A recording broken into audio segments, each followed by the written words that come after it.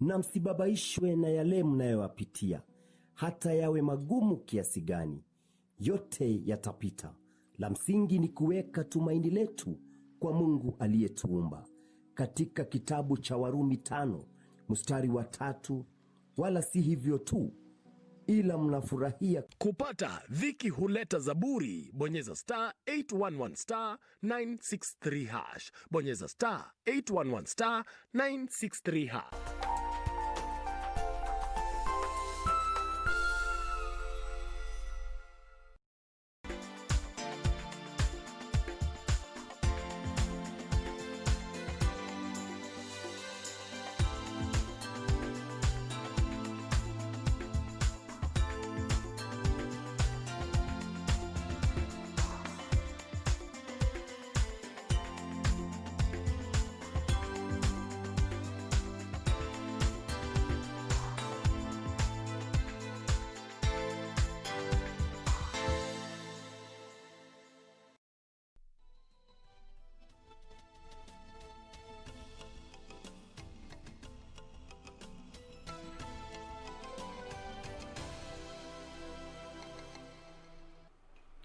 Good evening. This is Channel 1 Weekend. I trust you've had a lovely day so far. Well, we have so much in store for you. For now, let's take a look at the highlights.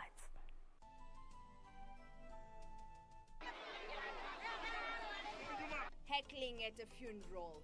Funeral of 4 victims of a road accident in Murang'a turns chaotic as youth heckle Kiharu Member of Parliament.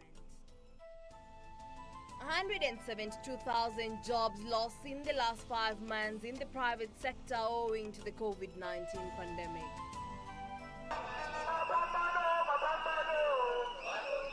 Kenyatta National Hospital health workers take to the streets ahead of a planned strike, demand salaries and remuneration commission to approve their pay increase.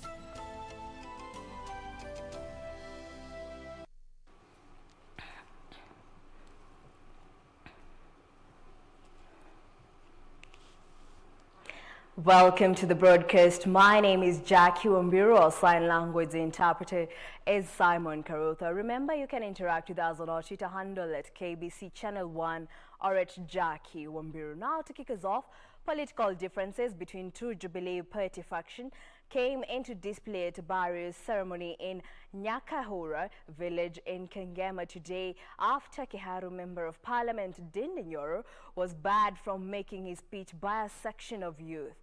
Trouble started when the crowd forced Nyoro to apologize for disrespecting President Uhuru Kenyatta. The disruption turned chaotic, forcing Kiharu Member of Parliament, who is perceived to be an ally of the Deputy President William Ruto, to leave without making his address.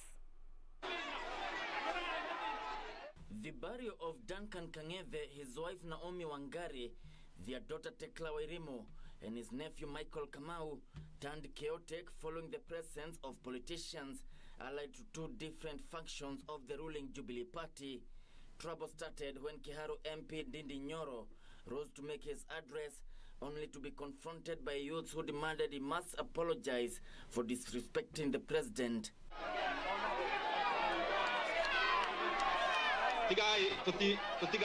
Attempts by Ndindi Nyoro and St. Mary Catholic priest David Gitao to calm the crowd were in vain.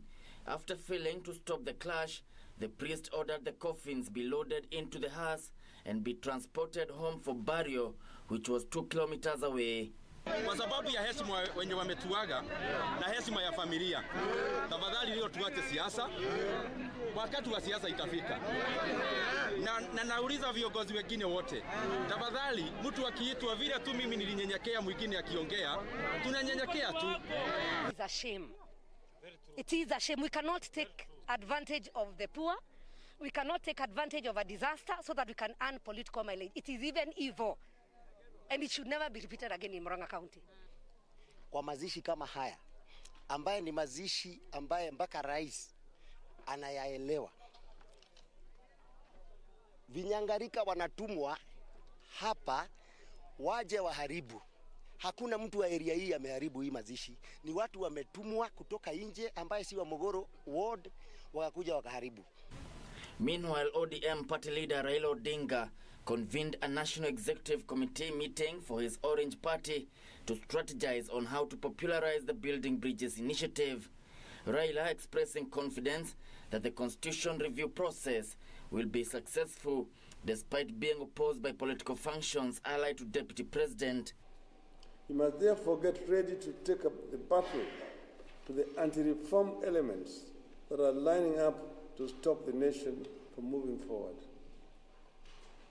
These anti-reform forces are not new. They are the same ones that opposed a return to multi-party democracy.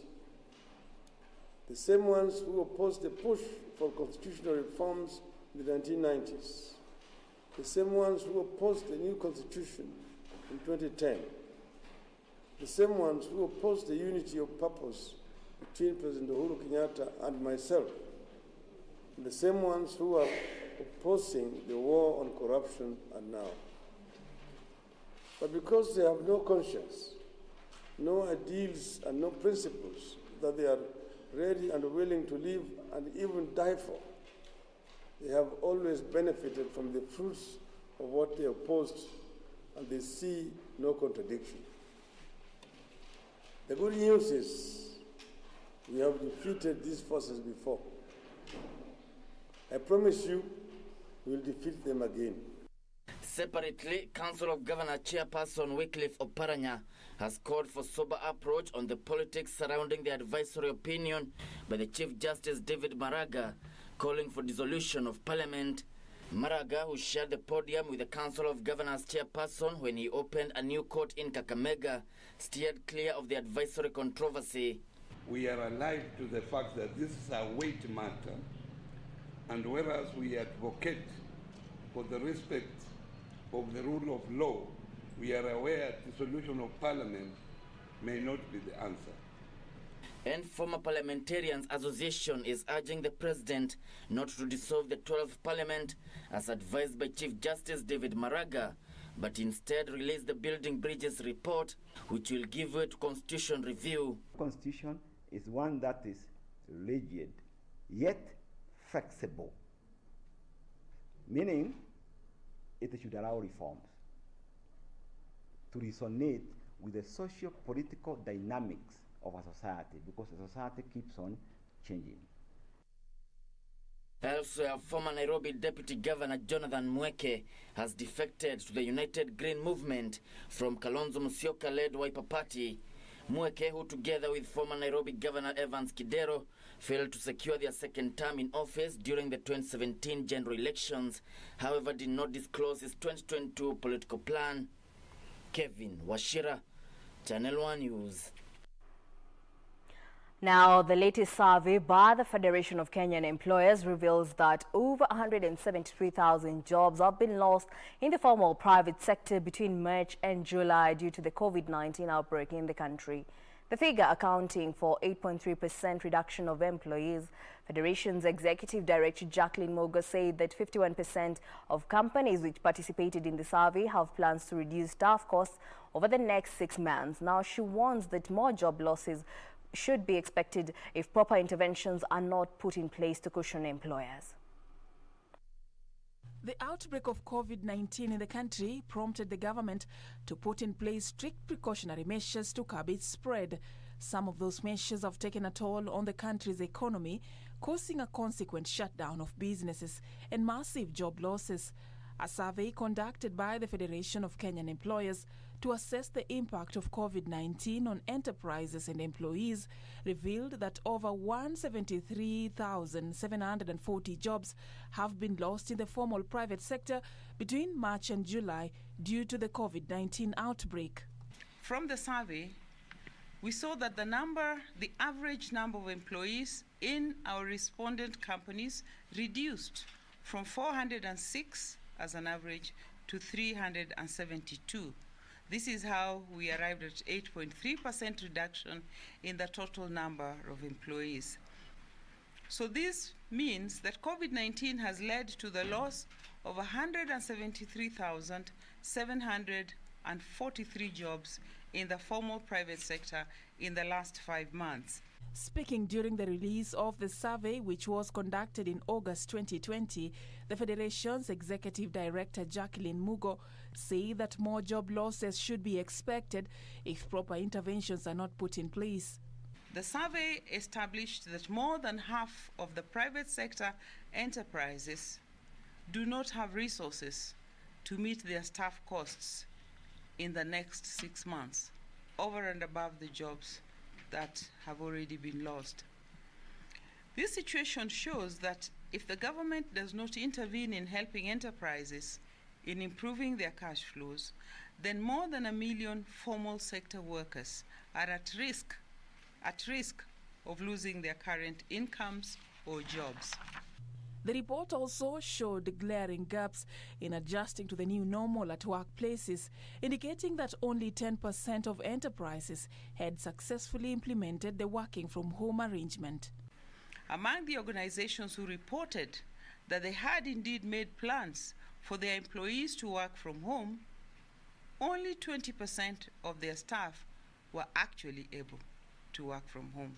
So arrangements were made by these 10% of companies, but the level of uptake, the reality of working from home, was very little. The survey also revealed that COVID-19 negatively impacted cash flow, operations, and the supply chain of many businesses, with 2/3 of private enterprises expressing dissatisfaction with the government's interventions to cushion them against those adverse effects. We are aware of the many initiatives that the government took in consultation with employers and other private sector players, and these measures were helped to cushion industry, and we appreciate that very much in terms of action from the government. But 69% of the enterprises indicated that the interventions by the government were not helpful in mitigating against the adverse impact of COVID-19 on their finance and cash flow. She further adds that the government needs to support business recovery by strengthening both local, regional, and international markets as it reopens the economy. For Channel 1 News, I'm Safin Aching Oma. Now, on a separate matter, President Uhuru Kenyatta has called on religious leaders to speak boldly and openly against vices slowing down Kenya's progress. Now, the president said it is only through the active participation of all Kenyans, including religious leaders, that the country will be able to defeat challenges such as corruption that are a hindrance to the country's development. Speaking Friday at State House, Nairobi, when he hosted religious leaders who paid him a courtesy call, President Kenyatta said the job for building the nation was a shared responsibility. He challenged the spiritual leaders to speak boldly against the vices holding the country back. Against all the vices that are holding our nation back. Our job for building this nation is a shared responsibility, and we are serving, after all, the same people. We deliver on the physical wellness of all the citizens as you nourish their souls and their spirit. In the anti-corruption fight is highly appreciated, but I do believe that there is still more room for action from our religious leaders. It is an all-of-society fight, and the government alone cannot win this battle. On politics, the president advised religious leaders to continue feeding Kenyans with messages of hope and to remain nonpartisan. But we all have a duty to help our people to know that we cannot be a nation whose sole obsession is politics. All year, every year, year in and year out. I call upon you to be the voice of reason and to foster messages of hope for the wellness of our nation. We need you as our religious leaders to be non-partisan and persons who can help heal divides. The president assured the leaders that the government will continue partnering with religious institutions in the delivery of public services such as education and healthcare. Continued partnership between the church and the state in the delivery of public good, education, healthcare, and other areas is key to my administration. I urge you all to help us build bridges of unity between brothers and sisters, within families and communities, for we are all one people of one nation that we all call Kenya. In a memorandum presented to the president, the religious leaders made proposals on how to address some of the challenges facing the country, such as youth unemployment, drug abuse, and gender-based violence. The head of state and the religious leaders, led by Archbishop Anthony Muhere, the chairperson of the Interfaith Council on COVID-19, agreed to host national prayers on Saturday, 10th October 2020, to, among other national issues, pray for the country's battle with COVID-19. And still on matters health, the Kenyatta National Hospital health workers vowed to down their tools on Monday if the Salaries and Remuneration Commission doesn't review their salaries upwards in accordance to the new salary structure submitted to the Commission in 2012. Now the health workers claim when the hospital status was upgraded from a parastatal category 3C to 7A in 2012, so did their salary.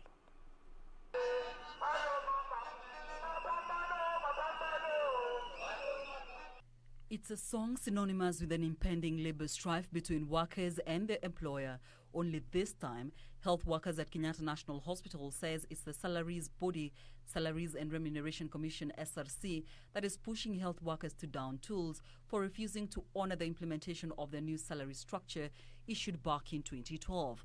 The health workers, led by union members drawn from the Kenya National Union of Nurses, Kenya Medical Practitioners, Pharmacists and Dentists Union, and KUDEIHA, held a protest march from the Kenyatta National Hospital to the SRC offices to push the salaries body to implement their pay by midnight Sunday, failure to which they will have no option but go on strike. We have given them a strike notice of 21 days, for 7 days strike, which we gave on Monday, and they are supposed to have worked within that time framework of 1 week, so that by midnight Sunday, they will not have paid that. Then we are going to down our tools in this institution. The health workers say money for the raise was already allocated and released by Treasury, saying SRC's advisory committee's assertion that the recategorization of the state corporation was not for the purpose of salary review is insincere. It is so unfortunate that even after the Kenyatta Hospital management managing to source for those resources, SRC gives an advisory against that. So we wonder, and that's why we are questioning the mandate of SRC. Is the mandate of SRC just to suppress and oppress the poor and increase the salary of the rich, or their mandate was to bridge this gap that had been created between the high-income earners and the low-income earners? Elsewhere, health workers from Kiambu Level 5 Hospital took to the streets to demand for their delayed salaries and promotions. The health workers, who include medics and nurses, claim the county government is yet to release their 2-month salary. Our staff, including ourselves, we've not been paid for the last 1.5 months. It's approaching the second month, and the promises we are getting are making most of our staff become very despondent, and their morale has gone down completely. Having been promised severally, over and over again, promises don't fill our stomachs. They don't pay our rents. You cannot go and buy a bottle of water over there with promises. We are tired of promises. When it gets to a point where health workers, we have to request each other, tafadhali ninunulie unga mtoto akule leo, we have said enough is enough. And if the county government is not going to listen to us, we will not hesitate going on strike. The health workers camped outside Governor James Nyoro's office, though by the time of going to the press, no official from the county government had addressed the picketers. Caroline Kamau reporting for Channel 1 News Hour. Now, still on COVID-19, the number of COVID-19 deaths in the country increased by a double digit after 13 people succumbed to the virus in the latest data from the Ministry of Health. The government also reporting an increase in the number of infected persons by 218 from an increased sample size of about 5,000. Now, Emily K. Bade with the latest figures from the Ministry of Health.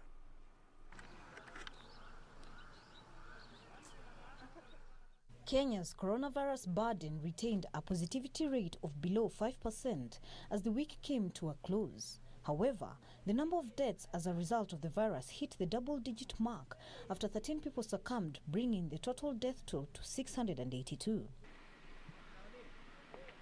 The Ministry of Health is also reporting an increase in the number of persons tested, standing at 5,424.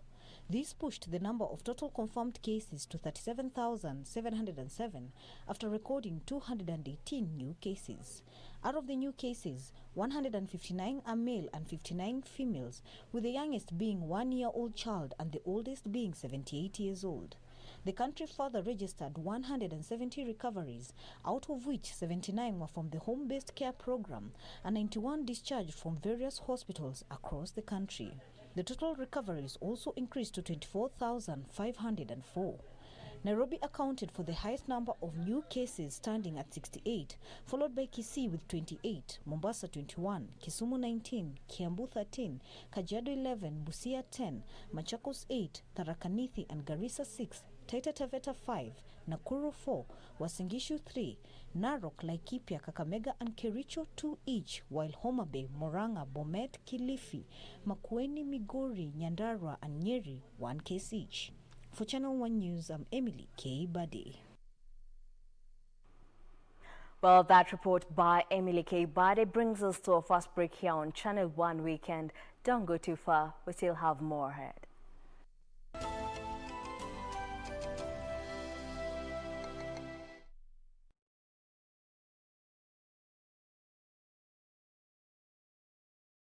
When the world changed, it made us go back to the simple joys and love the little things even more, like serving up your best, eating together, and sharing more.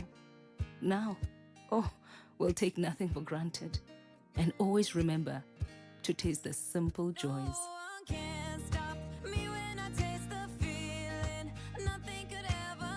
Coca-Cola, taste the simple joys.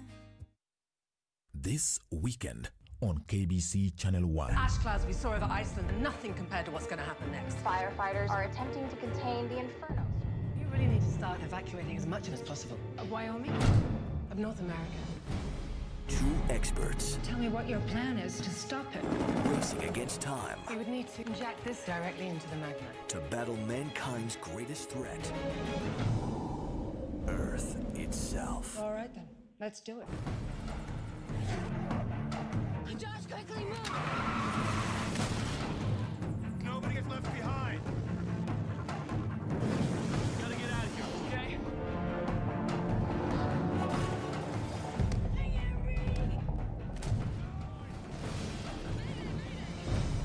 The end is just the beginning. Super eruption.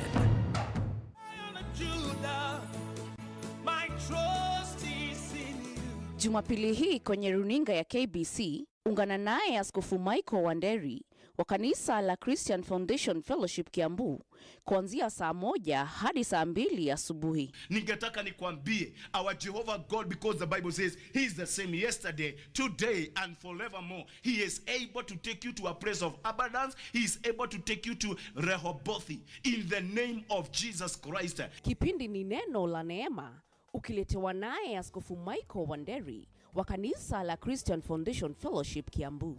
Usikose.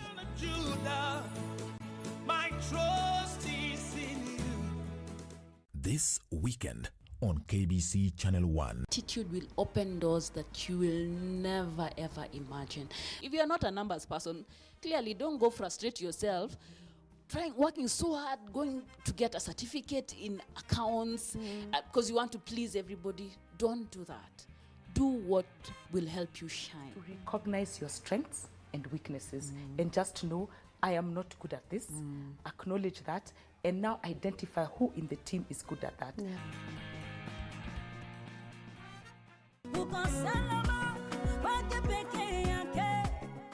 KBC Channel 1 evokes the full potential of worship in you. You are the living God. You waited for me, just for me. Join us for an experience like no other when it comes to lifting your soul and giving adoration. We are here for you. Tasimama tena, tainuka tena. Worship experience.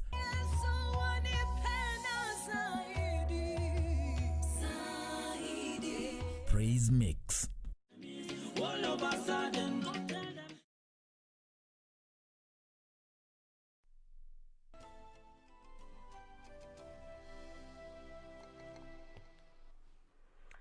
And welcome back. Now the Ministry of Education is planning on delivery of 30% of the programs in public universities through e-learning. This is according to Education Cabinet Secretary Professor George Magoha, who was speaking at the first graduation of its kind in the University of Nairobi, where 2,000 students graduated.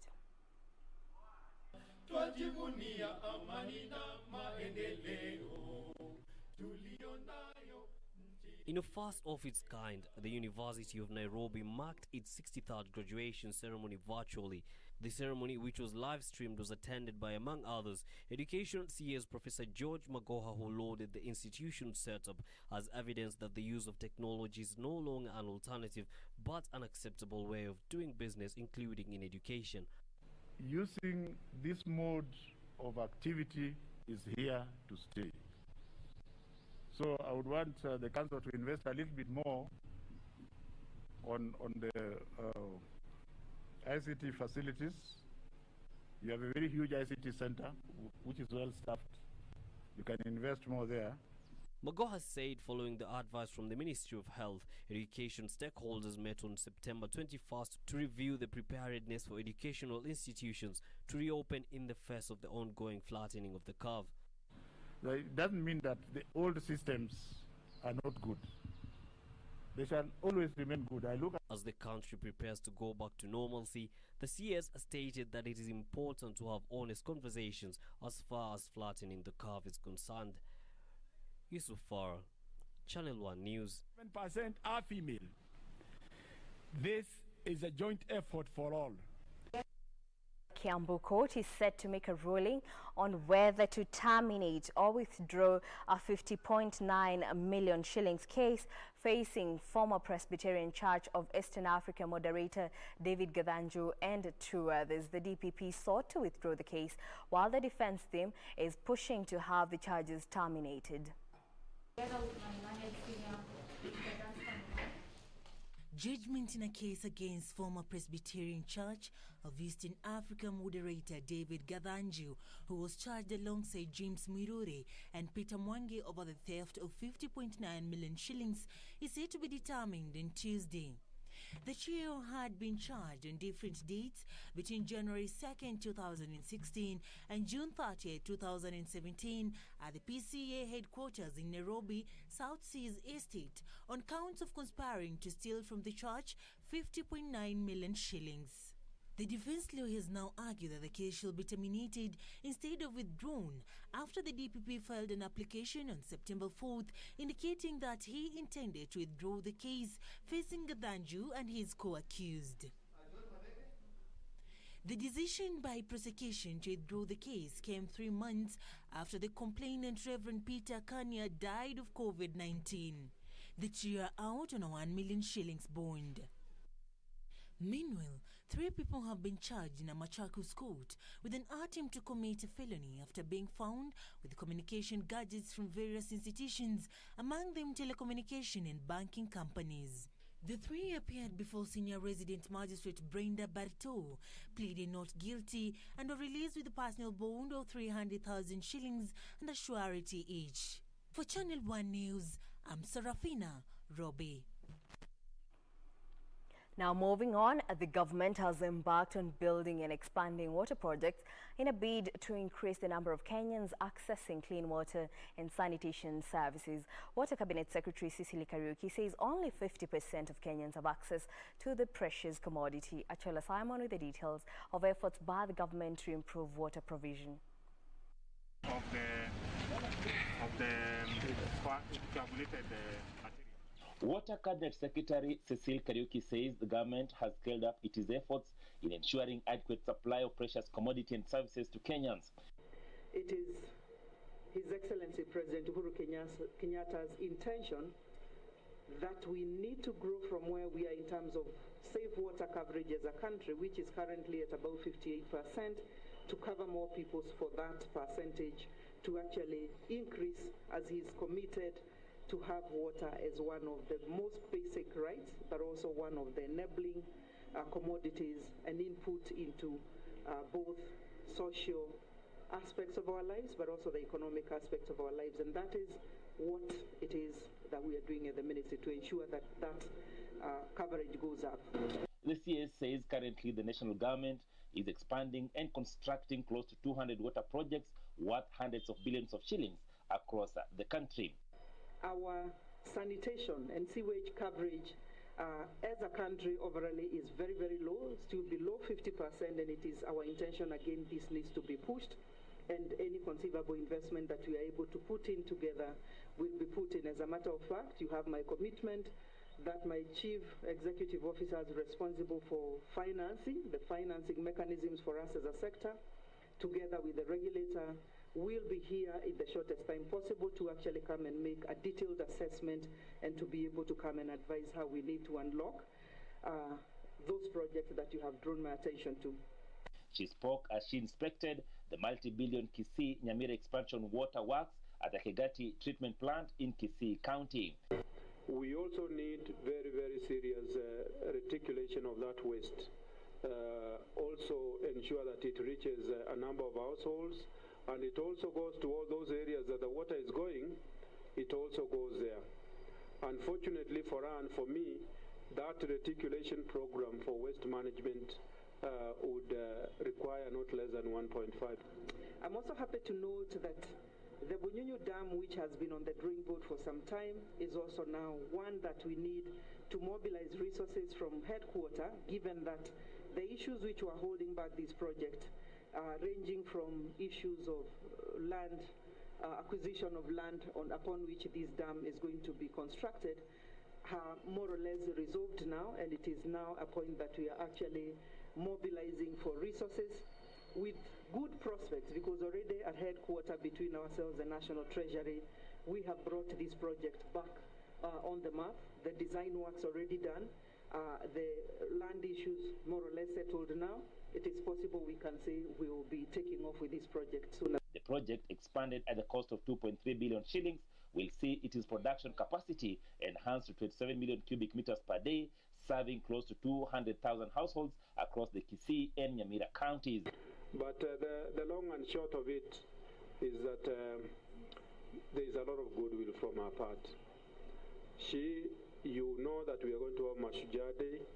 What we were asking her is to ask His Excellency, the President, the Head of State, when he's coming here during Mashujaa Day, so that she takes him there to open that project for us, and so that it becomes operational. Achola Simon, reporting for Channel 1 News from Kisii County. A girl rights and lobby group now wants the government to account for all learners when school resume following increased cases of early pregnancies during the COVID-19 pandemic. Defenders Coalition Executive Director Kamau Ngoge says the group was ready to work with the government agencies to make sure all girls are back in school and those culpable of impregnating and forcing teenagers into early marriages are prosecuted. Amid concerns over a rise in cases of pregnancies among school-going girls, the Defenders Coalition, a non-governmental organization protecting the rights of the girl child, wants the government to make sure all school-going girls are accounted for when schools resume. Defenders Coalition Executive Director Kamau Ngugi says the organization is ready to work with the government agencies to make sure all girls are back in school. During the enrollment, when the schools resume, they ensure that the first assignment will be to locate and to ensure that all girls that were registered in the various schools, that they are able to resume, because we worry that a lot of them are going to fall between the cracks. So this is the biggest challenge, is to ensure that everyone comes on board. We are willing to partner and collaborate to ensure that as the schools resume, we have roll calls that ensure that we hold to account both parents, the local chiefs, the education officers, to ensure that each of the girls is accounted for. Speaking in Logologo in Marsabit County during a training for young girls on how they can keep themselves safe, the director noted that many cases of gender-based violence have not been reported, especially from the pastoralist communities in northern Kenya. We've had serious concerns regarding sexual and gender-based violence, but also they are partnering with local communities to ensure that girls are supported with the right information to be safe, to keep away from harm, and to stop themselves and to act in a way that they are secure from some of these violations that are taking place within the community. According to Mutuma Kinoti, Laisami's children's officer, cases of FGM are over 90% in the region, something he blamed on the lack of proper justice system where the perpetrators can be arrested and arraigned in court. It's almost always comes just before marriage. So whenever you see FGM happening, almost always that child may be given to child marriage. There are also cases of out-of-school children that are very many, and their impact is, I think, much more on the girl child, because when a parent has two children and one of them has to drop out, almost always it is the girl child. Mimi ni kama kiongozi nasema wasichana peke yake kuongea naye ama wavulana peke yake kuongea na haitoshi. Tunafaa kuchukua wasichana, wavulana wawe hapo na pia wazazi wawe hapo. Wazazi wakija, kila mtoto akiambiwa kuja na mzazi wako na tupate kumenta wakiwa wote, then pengine itasaidia. Kitambo unajua sisi wa jamii wa Rendile, unaambiwa kama msichana hajakeketwa hawezi olewa. Lakini kukeketwa hiyo ni kama kitu imepitwa na wakati. Na sisi kama viongozi, kuna wale wameelewa hizi vitu, kukeketwa haina maana. For Channel 1 News, I'm Gladys Mungai. And away from that, the government has premiered a new film at the drive-in cinema at Galleria in Nairobi, giving the public an opportunity to watch a movie at the privacy of their vehicles. Kenyans will pay 5,000 shillings per vehicle to follow the movie from 87.5 frequency at the comfort of their cars while at the venue.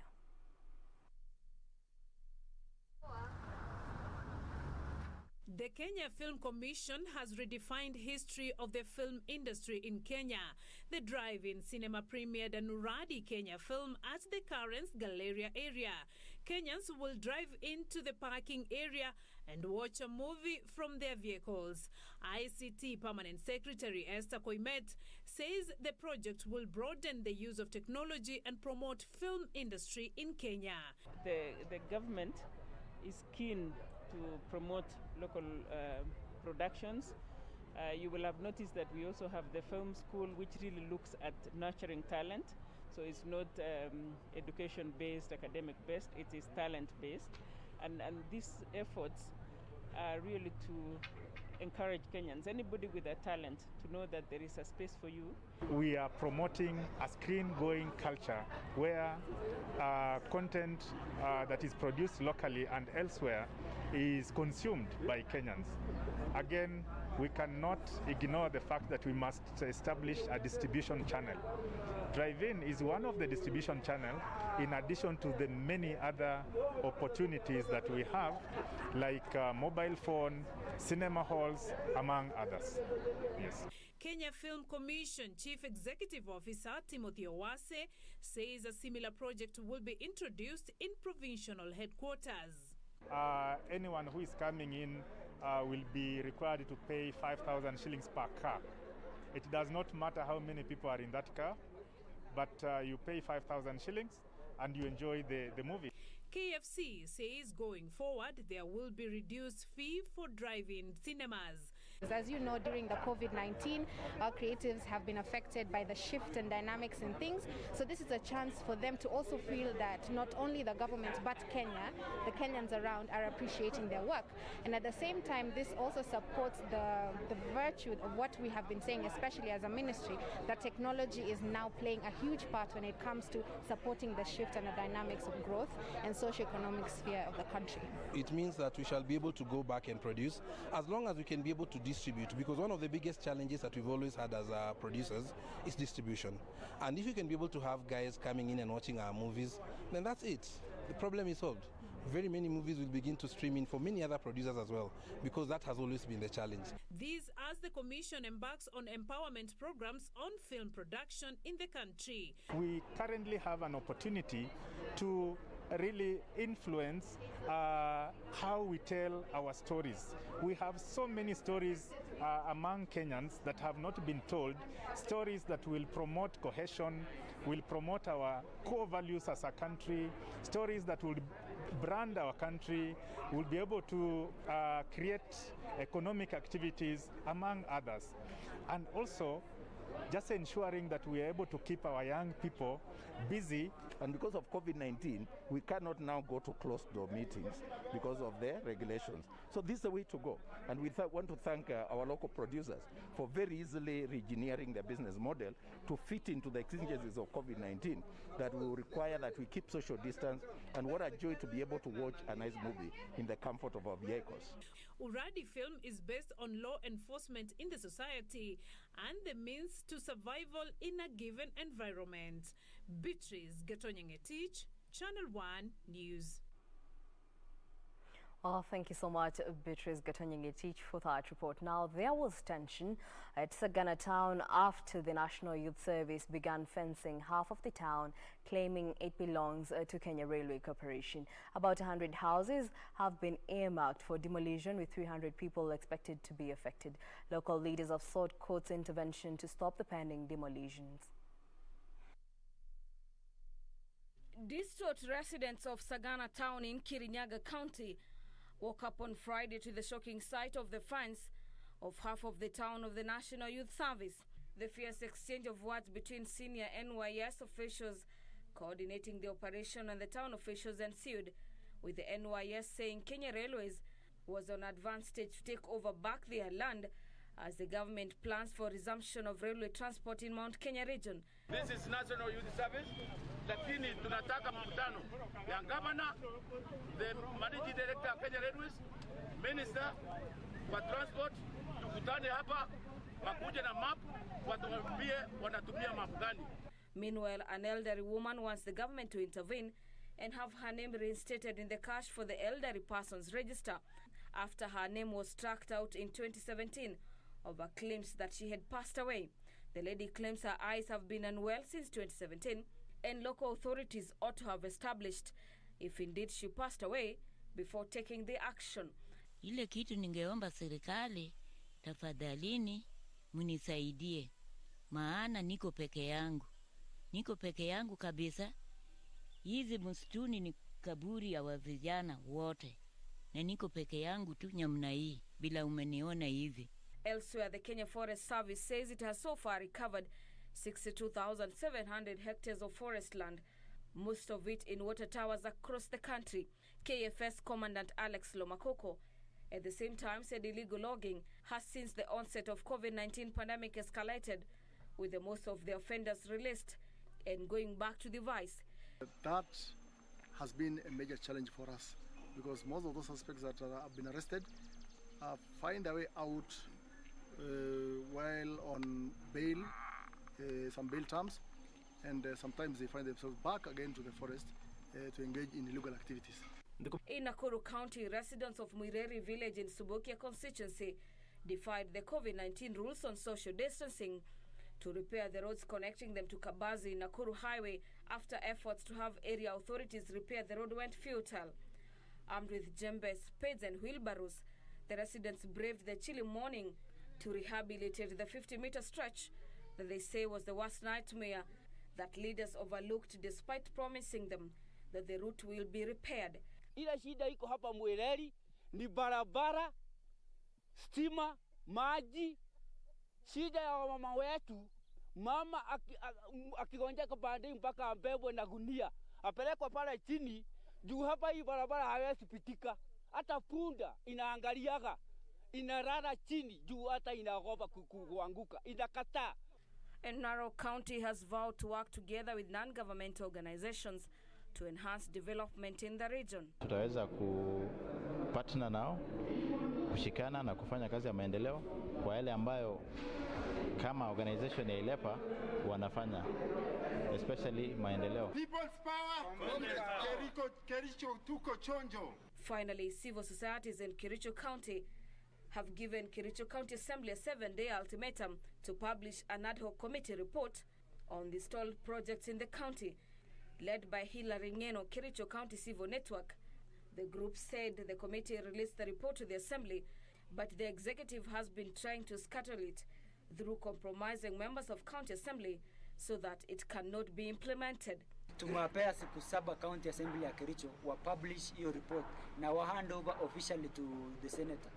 Kwa sababu ni senator ndiye alipetition assembly hiyo report itolewe. So tunataka the public wakuwe na copies of this report, waone mali yao venye imemisuziwa, projects ambao haijafanywa haijamalizwa. For Channel 1 News, I'm Gladys Mongai. Now moving on, the rising water levels of Lake Baringo is threatening the livelihood of wildlife at Ruka Community Conservancy, which continue to suffer due to lack of pasture. Subsequently, Kenya Wildlife Services, in collaboration with the Baringo County Government and Northern Rangeland Trust, have begun translocating the wildlife in a bid to ensure their safety.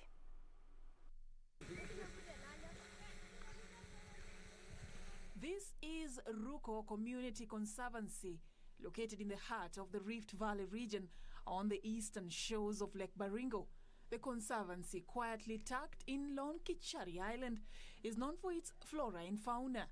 But this burst of greenery is quickly fading away as the surrounding waters begin to rise, submerging the island. A phenomenon that is worrying the Kenya Wildlife Service Rangers, Northern Rangeland Trust and Baringo County Government, who opted to move the animals to safer ground. This island was connected to the mainland initially, but due to the water level rise and they abruptly cut off this part of the mainland, now it is an island, and the forage material that is available is not sufficient to feed these animals. The best way is just to do active management by moving these animals to the mainland so that they can get sufficient feed. The sad thing is the lake level is still rising, and one part of the island in particular is being flooded by water. So we've been working closely with KWS, our partners KWS, the county government, and obviously Ruko Community Conservancy to work urgently at removing the wildlife which is stranded on the lower side of the island. A task that would turn out to be Herculean. Skilled rangers and veterinary officers from the Kenya Wildlife Service would first cross the island on a boat, and when they arrived, the rigorous and tedious task of capturing the animals would begin. But the animals would not let them have it easy. The rangers are forced to take to their heels, sometimes with little success. When they finally succeeded, it was time to embark on the long journey to the mainland by boat. The translocation exercise was complicated as it was the first time they were moving the animals through water, the waves proving to be a challenge, coupled with the movements of the wildlife. This forced them to use a barge. This, however, slowed them down because the distance that in a normal circumstance could be covered in 10 minutes using an engine boat took them a good 2 hours, owing to the precious cargo. Once on the mainland, it takes about 15 men to bear the weight of the wildlife as they carefully walk through the waters to ferry the wildlife to safety. From ostrich to warthog to impala, repeating the whole process, one animal after another. We have so far moved 9 animals, 7 warthogs, 1 ostrich and 1 impala. The exercise has been done very professionally. A good job has been done by the team that has been on the ground. The translocation of giraffes, however, will have to wait for longer since it is more complex and requires more manpower. Dixon Return, Central Rift Assistant Director, is however hopeful that their translocation will be done by mid-October. You all know the giraffe is a browser. It's on top of the acacias that you see here, especially the acacia that is present within this area. It still has some food, but plants are also underway to move the giraffes. The giraffes are just entering the jetty. It's a process. It's not an easy process for us to complete that, but we are looking forward to moving the giraffes maybe by mid of October, based on the assessment that would have been done and the completion of the fencing of the sanctuary for purposes of safety of these animals. Longichari Island had also offered a good spot for the conservation and reintroduction of the endangered Rothschild's giraffe. But with the rising water levels, it may affect the long-term conservation efforts. The giraffe were brought here in 2011, Rothschild giraffe, and the whole plan of this project is a 50-year plan. We're hoping that through this mainland sanctuary that we're constructing with the Ruko Community Conservancy, we can introduce other individuals of the endangered Rothschild giraffe from other areas within Kenya. When you move to the other island, there is a rangers camp from the Ruko Conservancy team who are monitoring the giraffes on a daily basis so that we don't lose any of them to either maybe somebody who has intentions or bad intentions of poaching. And awareness works also will be done to the communities for the communities to know that this is an animal that has come here for you people to benefit from it. And as the water levels continue to rise, efforts to ensure the safety of the wildlife will continue in a bid to safeguard the future of the Community Conservancy, whose mission is to offer sustainable use of land and development for the local communities. For Channel 1 News, I'm Safin Acheng Oma.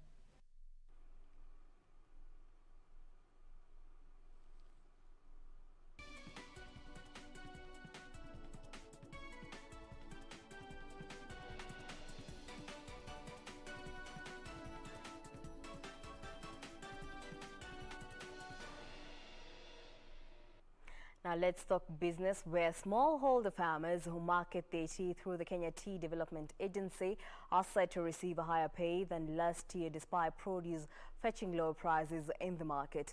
KTDA General Manager in charge of Sales and Marketing, John Bett, says even though tea prices reduced by 8%, this would be offset by higher volumes to secure farmers higher pay this year. Reports that average tea prices slumped due to a number of reasons, coupled with lower sales between March and June due to the coronavirus pandemic that saw countries restrict imports, was received by gloom among smallholder farmers who market their produce through the Kenya Tea Development Agency. However, KTDA says farmers are set to receive improved earnings due to a bumper harvest that has lifted up the overall revenues. KTDA says based on higher tea volumes sold, farmers will pocket more money as their annual bonus this year. Though the price came down by 8%, we were able to sell more tea than we had the previous year, generating a revenue growth of about 14%. So though the price has come down by that 8%, in terms of revenue generated from the sale of tea, we had a 14% growth. And this is what the factory boards are now meeting to discuss and declare the final payments to farmers. KTDA sold 1.45 billion kilograms of tea for the financial year ending June 2020, up from 1.13 billion kilograms sold last year. Other global tea exporters also experienced increased production, thus leading to an oversupply in the market that hurt the overall prices. Closure of markets due to the COVID-19 further exacerbated the problem. Ordinarily, consumption growth globally is about 3.7%. Production is going as high as almost 4.4, 4.5%. So you can see that gap. The corona pandemic was coming to dampen further an already challenged environment. 69 tea factories under KTDA are now in the process of determining bonus payments. Betty Kiptum, Channel 1 Business. Konza Technopolis Development Authority is banking on the network Ministry of Foreign Affairs to market the project to more investors. Ministry of Foreign Affairs Cabinet Secretary Ambassador Rachel Lomamo, who toured the project, said her ministry would leverage channels at their disposal to showcase investment opportunities in the Konza City project. The Konza Techno City has attracted applications from tens of companies interested in setting up base at the 5,000-acre facility. So far, 21 institutions have secured space, 15 others are under consideration, while applications from another 7 are being evaluated for approvals. To fast-track the process, the Konza Techno City is keen on leveraging the Ministry of Foreign Affairs network to market the project to potential investors across the globe. I have come with my colleague from Cabinet, CS for Foreign Affairs, And really the plan today is to look at how can we expand the marketing, people getting to know about this project. As a Ministry of Foreign Affairs, we tell Kenya's story. And we know the Kenya story isn't a single story. It's a multifaceted story that brings together the dynamic nature of our country. She was amazed by the progress made so far, as well as the energy expressed by those working on the project. When you tell the story, you tell it from experience, you tell it from the heart.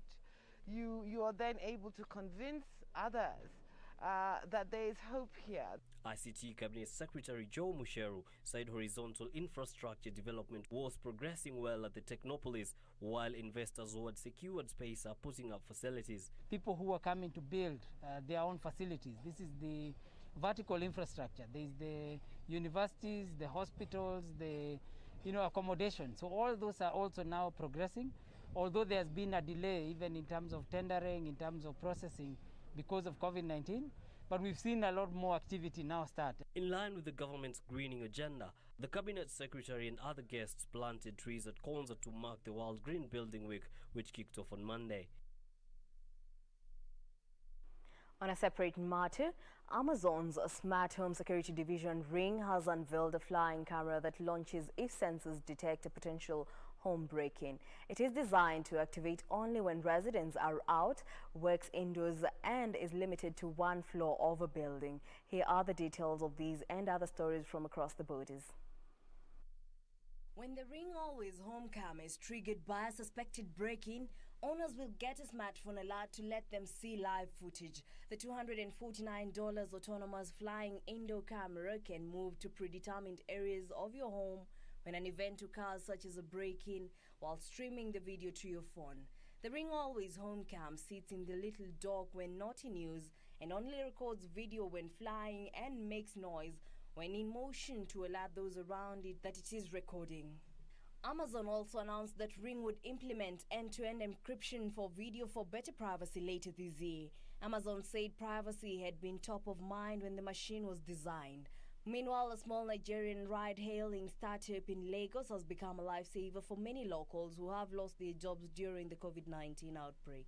Victor Robson is one of those who suffered job loss during the pandemic, and he is now employed as one of the drivers from the e-hailing firm.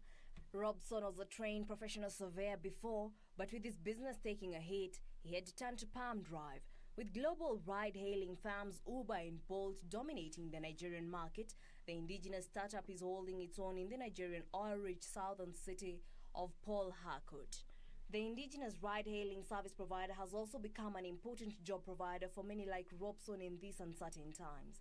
Finally, South Korean ginseng producers have seen a dramatic price slump after crops were damaged by heavy rains and typhoons during the summer and decline in consumer demand affected by COVID-19.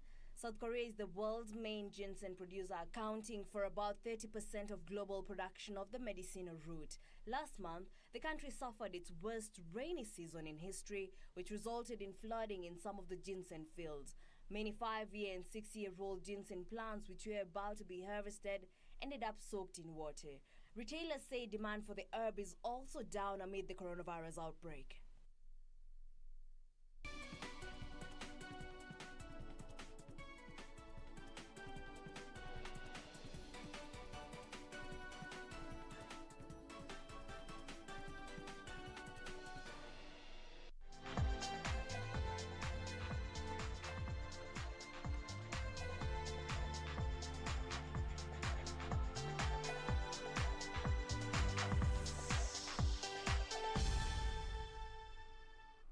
And on news making headlines in the sports world, national football team Harambee Stars risk missing out on the services of Kashiwa Razor forward Michael Olunga in the upcoming Africa Cup of Nations qualifying match against Comoros.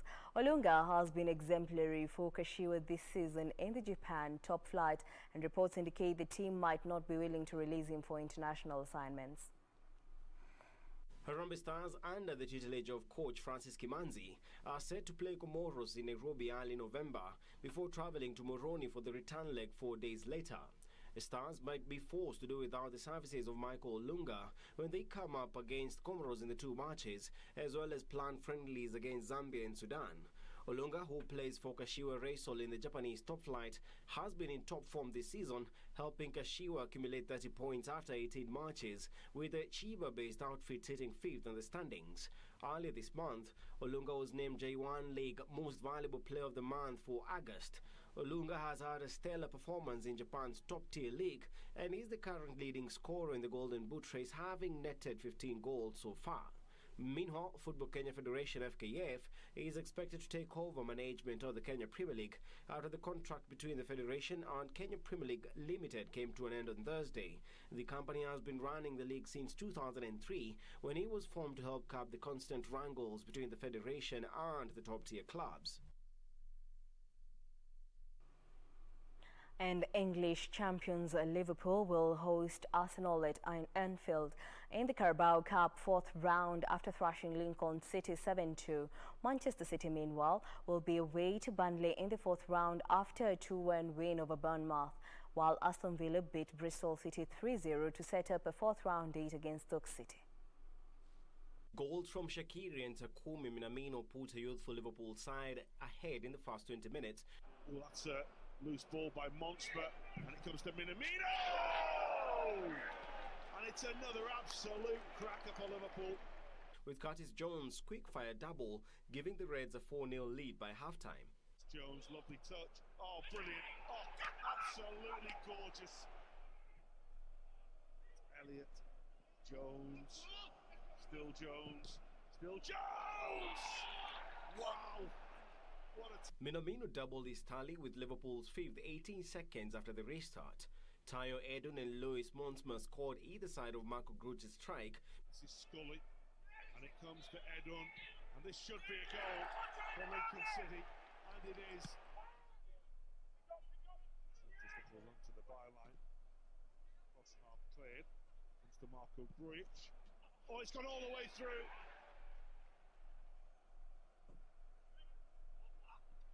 Oh, and the goalkeeper doesn't get there, and they can have themselves another. Before Divock Origi added Liverpool 7th in the final minute to send Jurgen Klopp's team into a 4th round tie against Arsenal in style. In another match played last night, Liam Delap scored a stunner on his debut for Manchester City as the Carabao Cup holders beat Bournemouth 2-1 at the Etihad Stadium. But now a chance for City to open the scoring, which they've taken, and it is that man Delap. What a way to announce yourself as a first-team footballer. Terrific finish. It was by no means a formality. The Cherries hit back 4 minutes later. He's one of the most gifted players outside of the Premier League, Brooks, and he showed it there. And eventually the equaliser is turned in by Surridge. But Phil Foden guaranteed City a 4th round sport with a late goal. It's Mahrez, meanwhile, gets the return and hits the base of the post. And it's in on the rebound. Elter Bertrand Traore made a scoring start to his Aston Villa career in a 3-0 victory against Bristol City. Arno El Ghazi put Villa ahead in the 11th minute. Davis into the penalty area. Davis, can he get the cross in here? Great work by the striker, and then he pulls it back and it's in from El Ghazi. Villa have a deserved lead. They've been all over Bristol City in the first. With Traore doubling the lead moments later. And Ramsey still tries the clip, and Bertrand Traore! Debut goal! How about that for Techney? Substitute Ollie Watkins scored his 2nd goal in this season's competition within 3 minutes of his arrival. El Ghazi, Trezeguet knocks it across for Watkins. 3-0 Villa. He scored in the last round at Burton. He's got another one. As Dean Smith's side set up a 4th round home tie against Stoke City. And in the weekend diary, Manchester United will be looking to register their first points in the 2020-2021 English Premier League when they play away to Brighton at the Annex Stadium tomorrow. United fell 3-1 to Crystal Palace in their first game, while Brighton were 3-0 winners away to Newcastle United last weekend. Meanwhile, Spanish champions Real Madrid will be away to Real Betis as they aim to secure their first win of the season after they were held to a barren draw against Real Sociedad.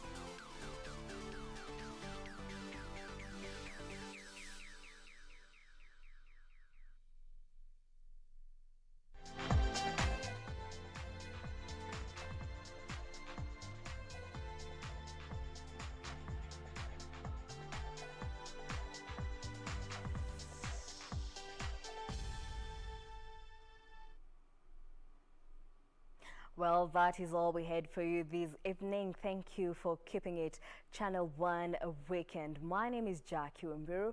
Our sign language interpreter was Simon Karuthe. Well, I'll leave you in the good hands of Yusufara with the weather update. Have a good night.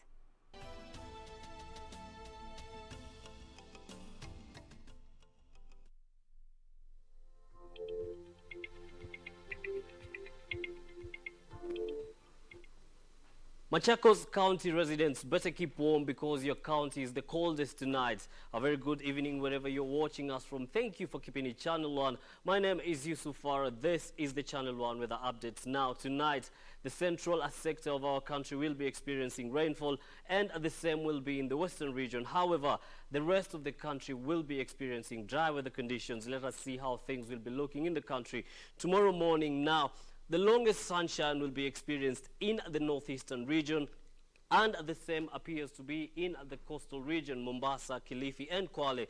In the Lake Turkana region, there will be rainfall with sunny intervals, and the same for Kisumu residents. In the afternoon, sunny intervals continue to prevail in most parts of the country, but for residents of Kisumu, Kitale, Kericho, carry an umbrella with you because there will be rainfall accompanied by thunderstorms. For residents of the coastal region, however, you can go on about your business in the afternoon because there will be sun. As far as the temperatures are concerned, Mandera starting at 37 degrees and lows of 25. Marsabit, highs of 26, lows of 18. And here in the country's capital, highs of 23 and lows of 14. And on that note, I leave you with international weather forecast. Thank you for keeping it Channel 1. Do have yourself a lovely night.